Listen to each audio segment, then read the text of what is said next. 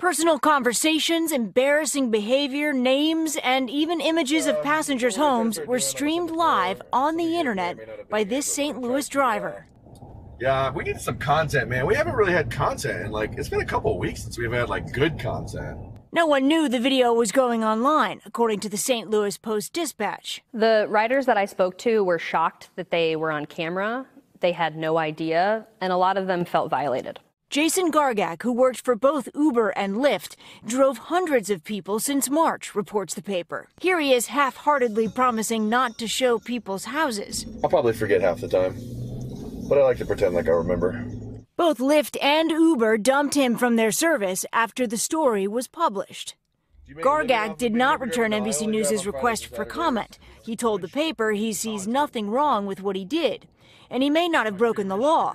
In 39 states and D.C., conversations can be legally recorded with consent of just one person involved. Some of the laws were written in a time when wiretapping was new, which is in the early 20th century. Do states need to look at these laws and potentially update them? States do not just need to look at recording laws, they need to look at all of their privacy laws. Especially now when a simple ride home can end up online for the whole world to see.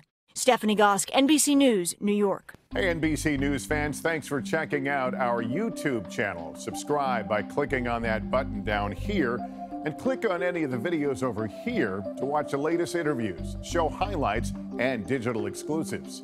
Thanks for watching.